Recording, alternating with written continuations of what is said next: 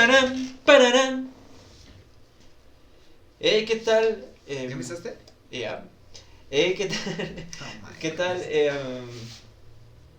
¿Cómo nos decimos, güey? Figuras. ¿Qué tal, figuras? ¿Cómo están? Sean bienvenidos a esta nueva emisión de Pase Filtrado. El día de hoy tendremos una pequeña mención en memoria a el gran Diego, que se nos fue el día de hoy por la mañana. Y también tendremos la reacción reaccionando a dos partidos de la Liga MX. Así que se viene una jornada larga. Vamos a darle. Sí, digo, ya entrándole duro a la liguilla, pero despertando con esta noticia que sí sacudió al mundo futbolístico, porque pues es uno de los mayores íconos del fútbol mundial. Entonces, pues haremos, como lo dijo Flaco, una remembranza rápida de lo que fue su carrera de Diego, para empezar a darle pues duro, ¿no? Con lo que van a ser los dos partidos de liguilla y el clásico de clásicos, que me imagino que es el que más importa, ¿no? Estás en lo correcto, mi querido Alonso. Y pues no sé, empecemos a hablar un poco del Diego. Tú, antes que empecemos con la cronología que tenemos ahí preparada, dime tú, ¿cuál es tu opinión acerca del astro argentino? ¿Qué opinas de él? En mi opinión, sí, es una de esas figuras que se echan todo un equipo al hombro y que son capaces de ganar prácticamente torneos ellos solos. Una figura dentro y fuera de las canchas, que bien, ese fue uno de los problemas principales, porque si bien su genialidad dentro del terreno de juego no limitaba o no era un bache para todo lo que hacía fuera de las canchas, todas las polémicas y todos los gustos que tenían, porque yo no soy nadie para criticar algún vicio. Entonces, pues sí, me parece que simplemente, si le podría poner una denominación, es un genio. ¿Tú qué nos comentas? Yo creo que era una persona que se veía como desprendía felicidad. Y vete para allá, mi amor. Cuando tocaba la pelota, ¿no? Se le veía bastante libre y sinceramente era algo mágico. Digo, lamentablemente ni tú ni yo tuvimos la oportunidad de verlo jugar en vivo, pero pues tenemos el recuerdo a través de los videos que luego vemos en internet o en la tele, y se veía como había como un tipo de pacto entre el balón y él. Había una forma muy particular en cómo lo controlaba, en cómo lo movía, en cómo de alguna forma hablaban entre él y la pelota. También, no sé, mencionar que a lo mejor su figura nunca fue la más atlética, ¿no? O sea, parecía como apachurrado, se me Ajá. figuraba a mí como si lo hubieran apachurrado. Ajá, pero de alguna forma pues parecía ser la fisionomía correcta para jugar fútbol, ¿no? Y sobre todo en esa época.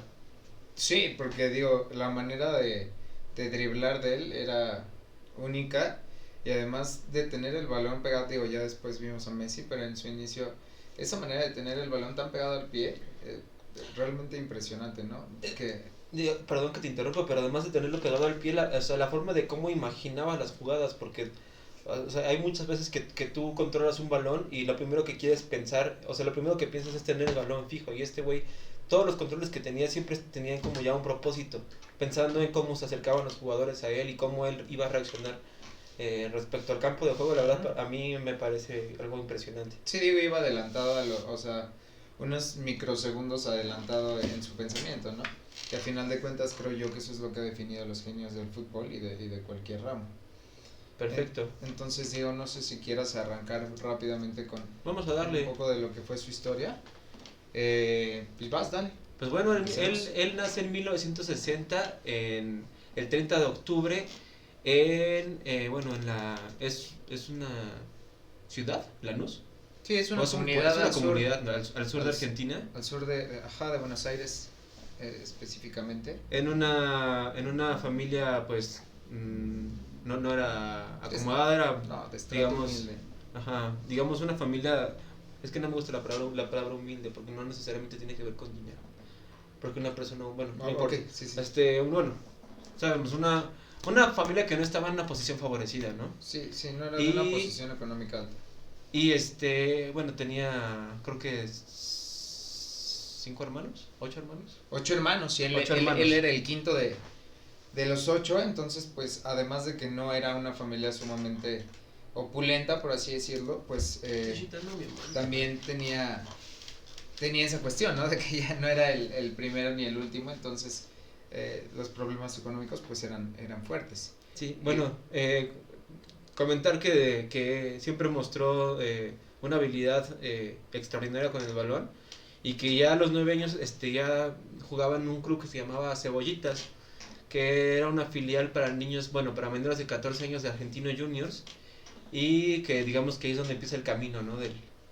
del astro. Sí, así es, digo, y eso empezó hasta esa edad porque no podía entrar antes por las reglas, ¿no?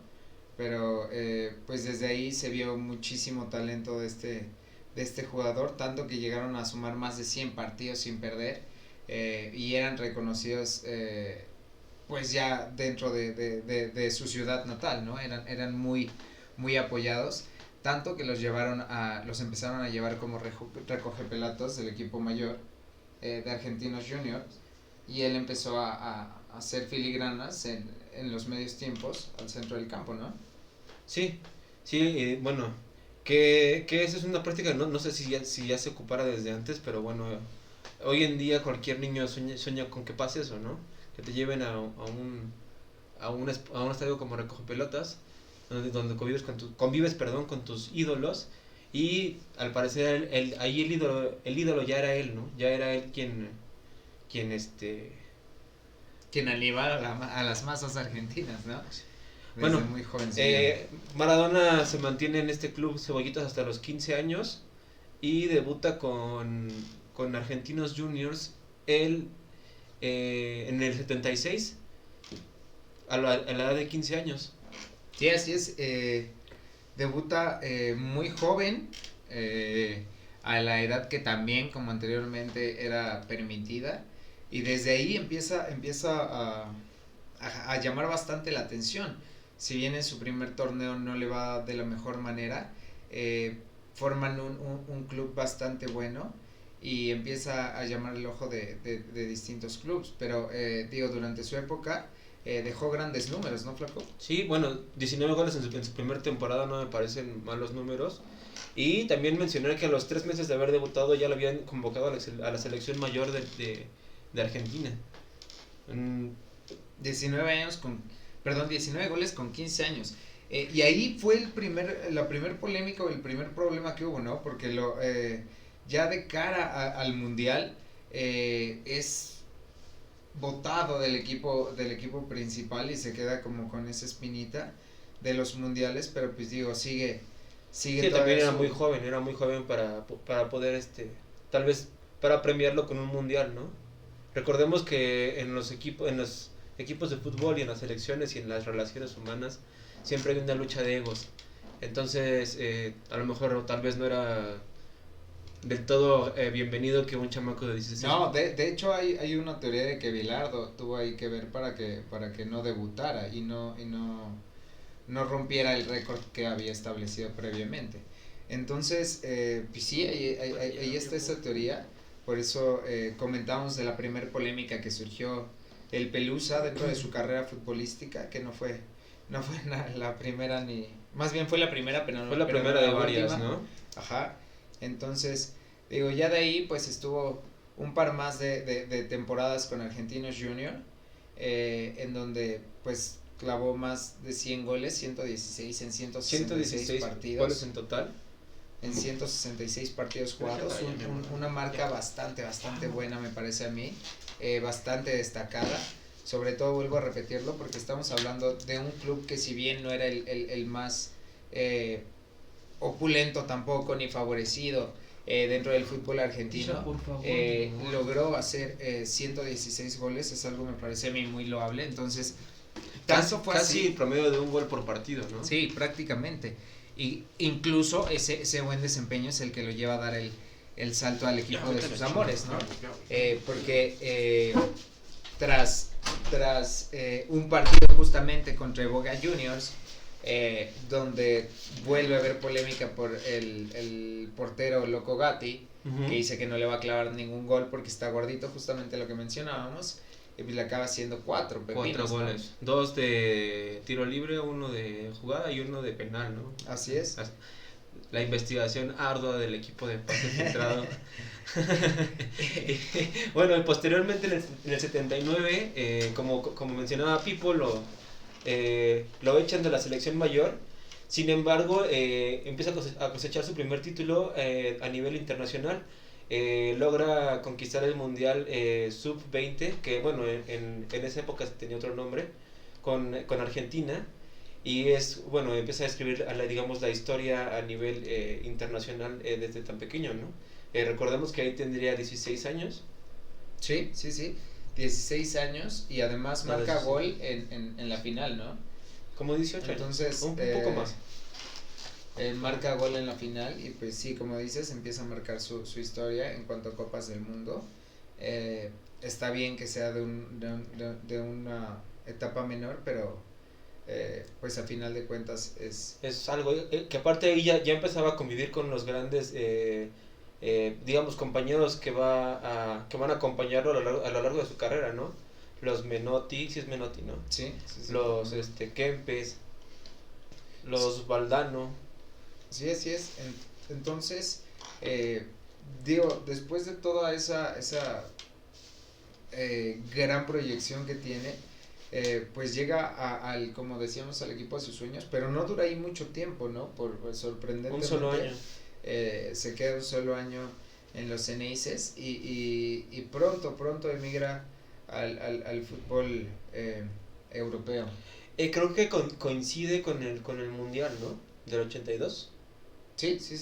Entonces, el Mundial recordemos que es en España. Y bueno, con Boca juega algunos partidos.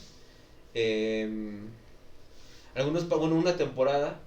Y después ocurre el Mundial y terminando el Mundial se queda en Barcelona con una transferencia récord en la época que eran 200 millones de pesetas.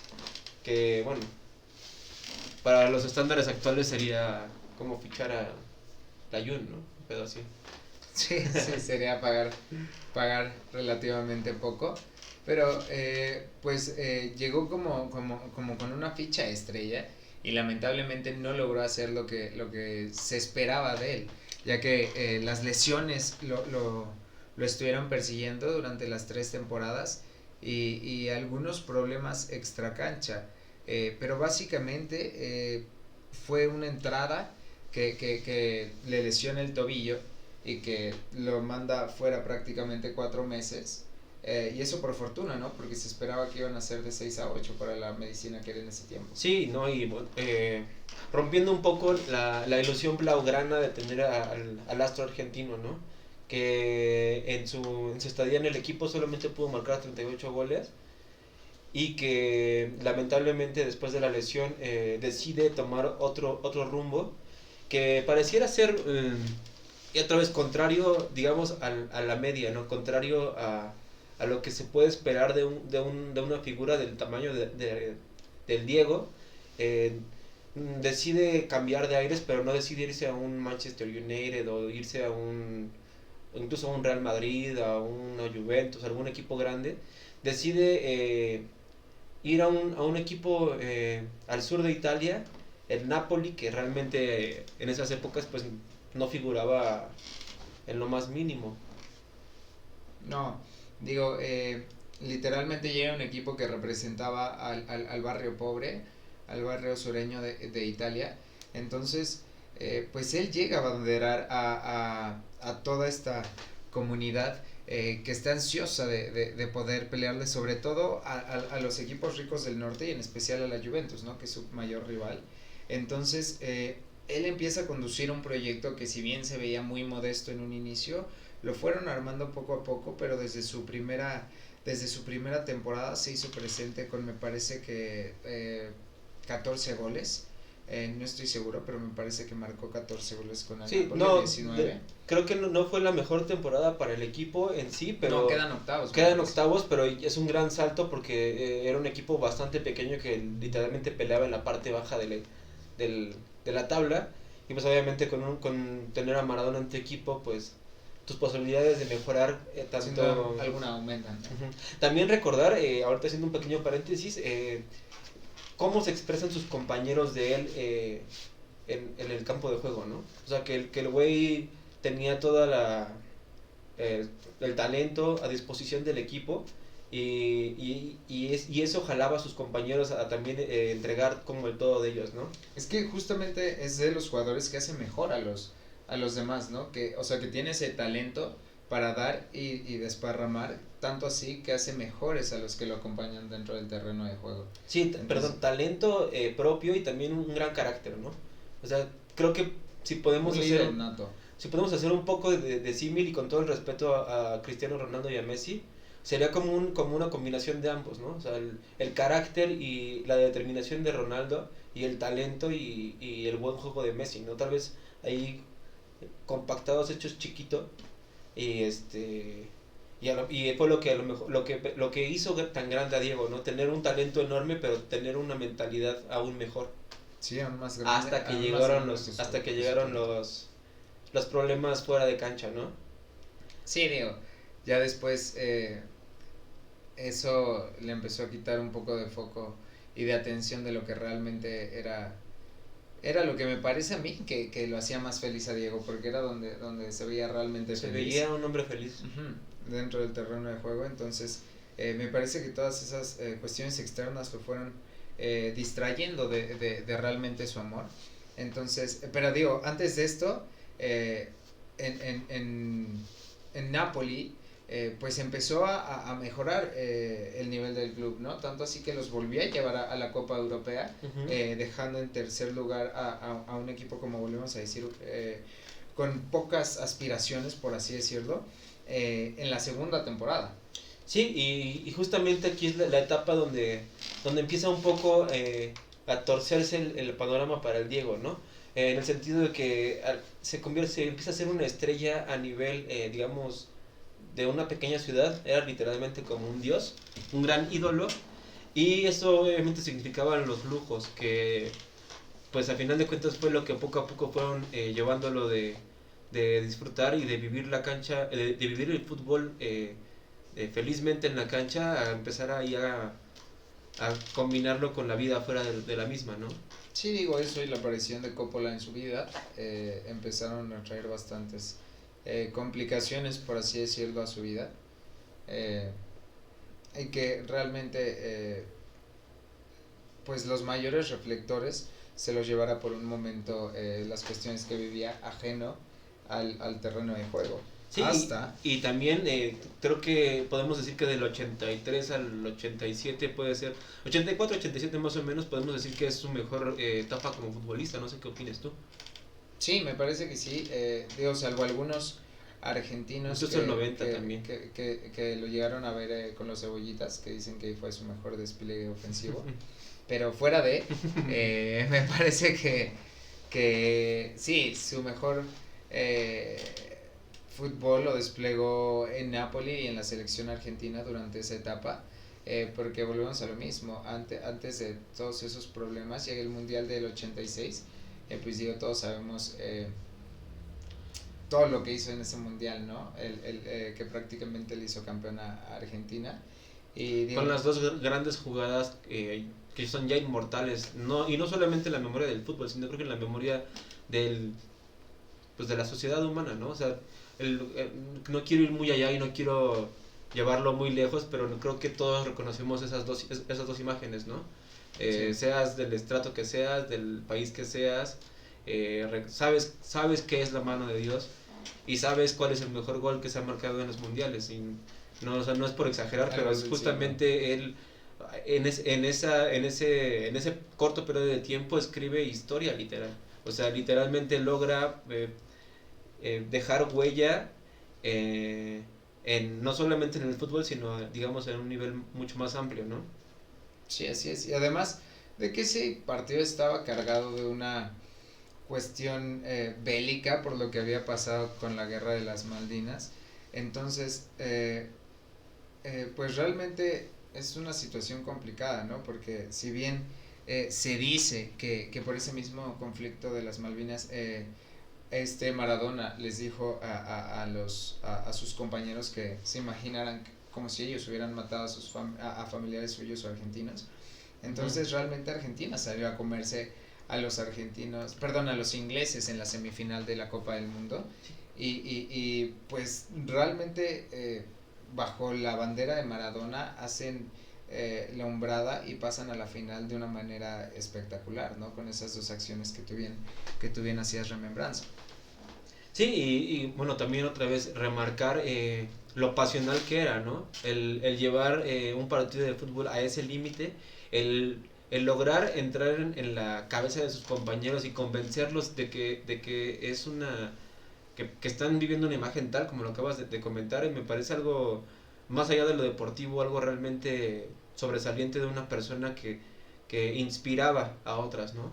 Y creo que eso es lo que también va a quedar pues del recuerdo del gran Diego, la capacidad que tuvo para influir en otras personas, que si se leen algunos otros términos se puede llamar poder de alguna forma. Entonces, creo que después del Mundial del 86, no es que no hubiera algo más que ganar, pero ya tenía prácticamente todo lo que un futbolista aspira. A nivel de selecciones y a nivel de clubes me parece que no. Sí, no. Estuvo lejos de conseguir lo que se esperaba. Si bien pudo haber conseguido el Balón de Oro en ese tiempo, sin duda por su talento, pero recordemos que en ese periodo no se incluían jugadores que no fueran europeos, ¿no?